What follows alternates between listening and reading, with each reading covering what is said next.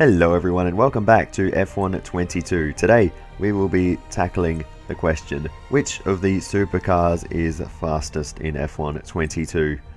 So there are 10 supercars in total, 2 of them being the 2 safety cars. Unfortunately we won't be testing those because I think they cost real money and I'm not going to spend that. So we'll be testing the other 8. There's 2 McLarens, 2 Ferraris, 2 Mercedes, and 2 Aston Martins. So, let's just get cracking. Our test course will be Austria for this one at the Red Bull Ring. And the first thing you should know about the supercars, do not look at the leaderboards, otherwise you will be stuck. There is no back button, and you are just kind of stuck on this screen forever, and you'll have to restart the game. So, yeah, don't do that. So here we go again. The first thing we're actually going to do though is we're actually going to test a Formula 1 car and just do a bit of a lap time comparison between an F1 car, an F2 car and all of the supercars, just to see how everything compares relatively speaking. So we're going to be testing the Alpine and we'll see how this goes. Unfortunately, I'm not a great driver of the Formula 1 cars in F1 22, so this lap is far from spectacular, but it should still give a decent indication of what these cars are capable of in comparison to the F2 car and the supercars later on. So yeah, that's just what we are working with today. And yeah, I also probably won't be talking all the way through every single lap because I will certainly run out of things to say. So just sit back and enjoy, and I will check back in when the lap's finished.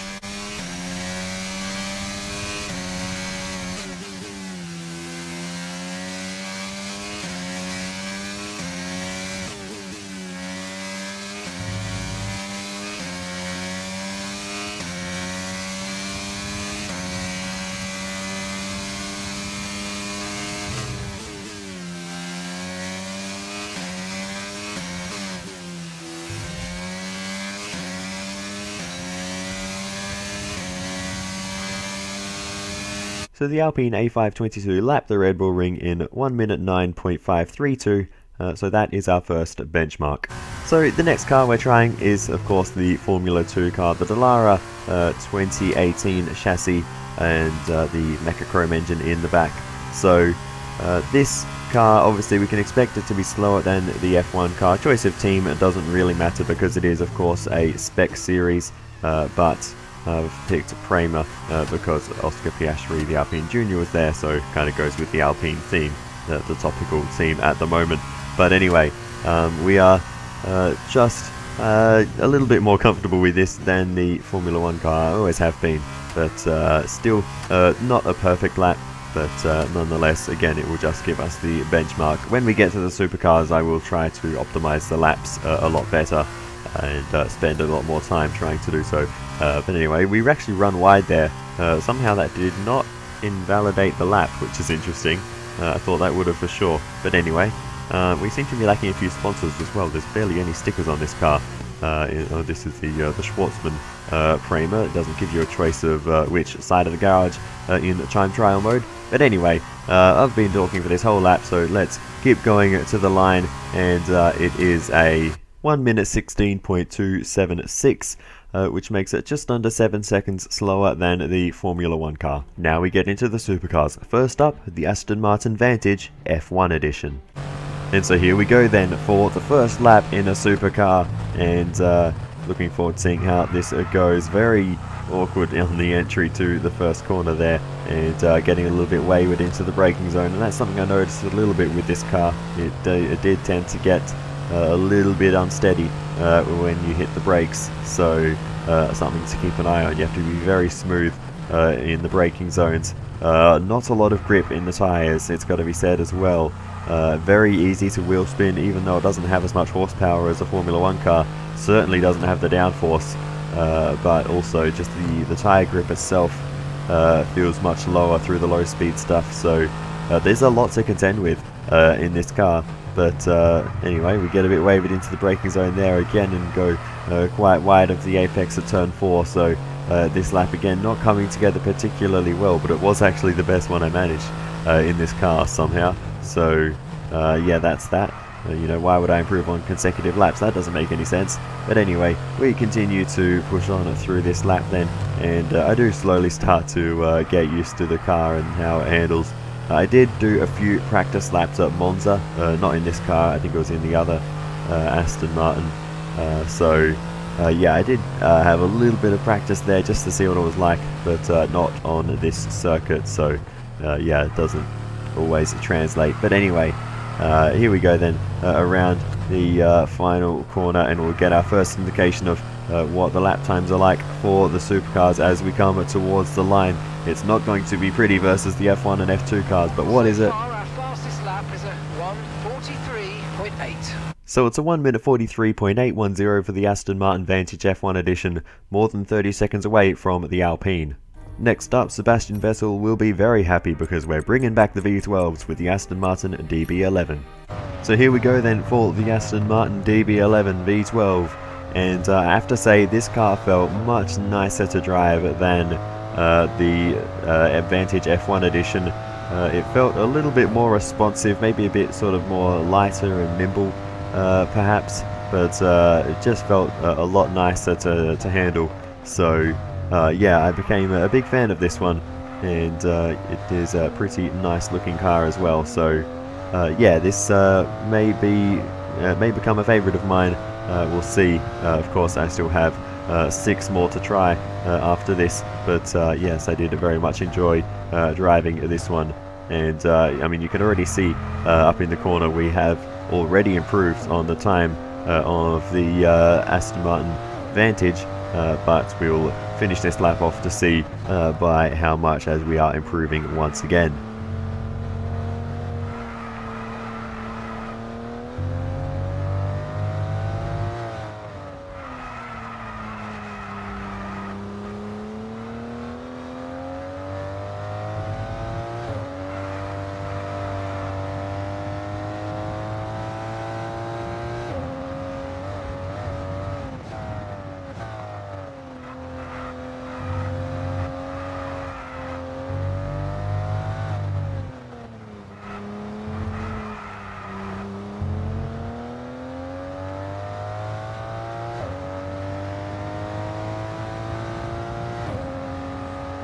So it's a 1 minute 41.338 for the DB11, smashing the Vantage by almost 2.5 seconds, although there was a lot of driver improvement between the 2 laps.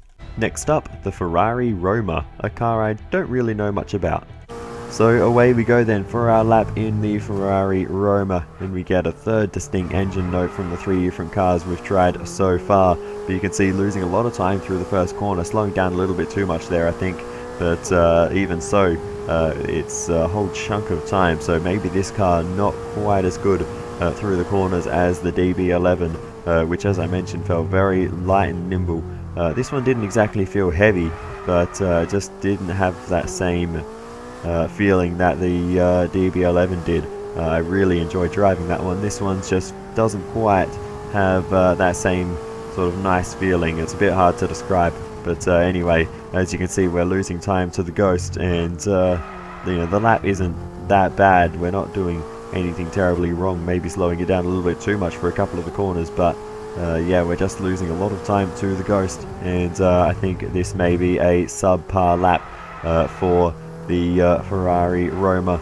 So we'll have to see as we now come around towards the end, but you can see quite slow through there and still sort of even running slightly wide. So yeah, it's just hasn't come together for this car, unfortunately, and it maybe just is not as fast as the DB11. We'll get a time check at the line to see what the relative pace is, but it doesn't look too promising for the Roamer, unfortunately. So we'll see how it goes as we now head into the final corner, a little bit wide of the apex there, pushing, trying to make up any bit of time that we can, but there's just no time to be found as we come towards the finish line. It is only a 1 minute 41.986, 2/3 of a second off the DB11. Let's see if the Ferrari F8 Tributo can do any better. So let's get going for our lap in the Ferrari Tributo, and I have to say the car feeling very nice and stable through the first corner, and feeling very confident in this car. It just was doing exactly what you would expect it to there. Turned in nicely, got the apex, and run out to the curb. And yeah, just felt nice through there. So yeah, this is a very confidence-inspiring car, I have to say. Felt very nice throughout this lap, again through turn 3, feeling good, and we are improving on our previous lap in the DB11. So that shows that the nice handling car is paying off in terms of lap time as well. Running just slightly too deep into turn 4, but not too bad. That wouldn't have cost us too much, as we get a little wayward on the exit out of the low speed corner there. But anyway, now heading into this double left-hander, and let's try and get this right. Very easy to throw the lap away here, and you can see I was a little cautious on the exit, didn't use all the space available because I want to make sure I book this lap in, because I know it's a good one. So as we now come towards the final few corners, not long left to go now. We're miles ahead of the safety car. We're going to smash the DB11's time here as we go a little bit too deep into the penultimate corner. That's going to cost us a bit of time. Don't worry too much. It's a very short shoot to the final corner. We get this one done. So now it's just a straight shot to the finish line. What time will the F8 Tributo do? It's a 1 minute 37.645. Absolutely smashing everything else before it, and clearly placing it as the best supercar so far. It's going to be a tall order to beat that time, and the next challenger is the McLaren 720S. Alrighty then, so here we go for the lap in the McLaren 720S, and I'm going to say it now, I think this was the best handling car of the lot. This car was just beautiful to drive, and it shows because we are right on the margins of the Ferrari F8 Tributo. And as we head into the braking zone of turn 3, trying to get through here nicely. This is probably one of the key moments of the circuit, and we do get through nicely. We're still behind the Tributo though, but we did have a couple of mistakes later on in the lap driving the Ferrari. So let's see what we do in the latter stages of this one. Late on the brakes into the corner we made the mistake last time. We do the same thing, so the lap very similar to what we did in the Tributo, but you can see we are still just behind it, so we're going to need to make sure we get the last portion of the lap just right if we want to beat the Ferrari's time, as we run out as wide as we dare through the left-handers as we now head into the final sector. Super wide here to cut in, get a late apex, get the power down, and now we accelerate out the other side, and we'll see how this lap goes as we now head towards the final 2 corners. If we can get the apex here, we will save time, and we do get through the penultimate corner nicely. Now into the final corner as we're now improving that mistake on the Tributo lap, costing us there, and the McLaren will come out on top as we cross the line. The time is a 1 minute 37.293, over a third of a second faster than the Ferrari F8 Tributo. So McLaren took the top spot of the supercars with the 720S, but they still have the Archura to come. It looks aggressive. Let's see what it can do as we now head out for our flying lap in this car. And this was by far the most difficult car to set a clean lap in.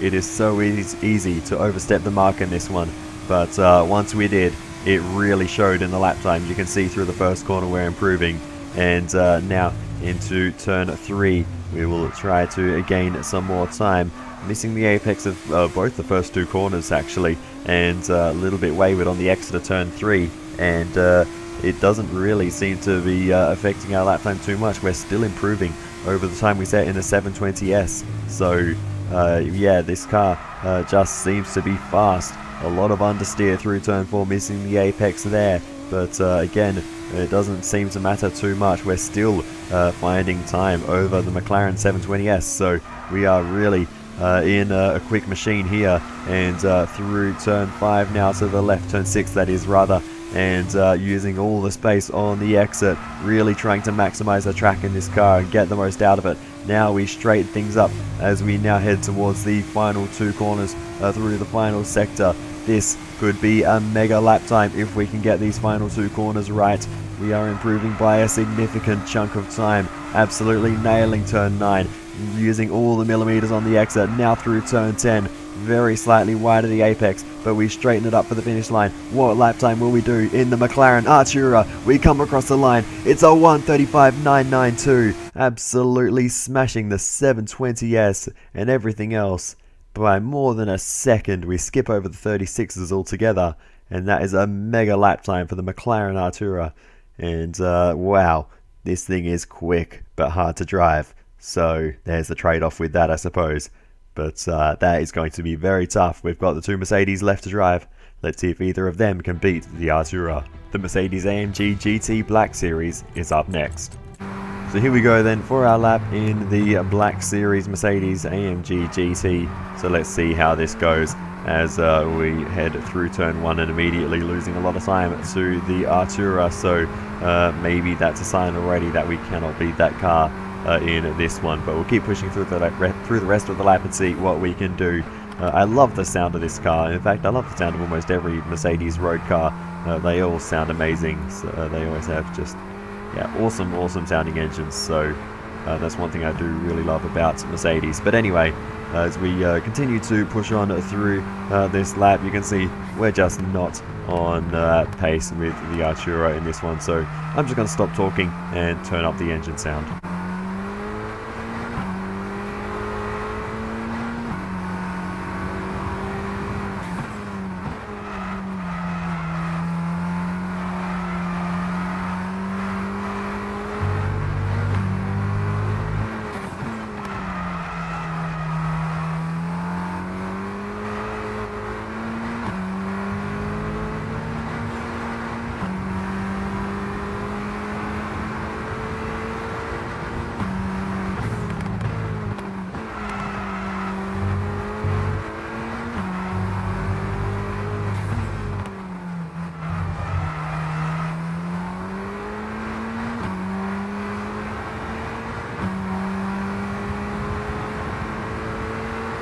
So in the end, the time for the Mercedes-AMG Black Series was not half bad. It was a 1 minute 36.947, putting it just shy of a second away from the McLaren Archura, which is still way out in front. Only one challenger remains, and that challenger is the Mercedes-AMG GTR Pro. So let's see what this final one can do. And unfortunately, I'm just going to say it right now, it's terrible. It's very, very slow. So once again, I'm just going to stop talking now and turn up the audio.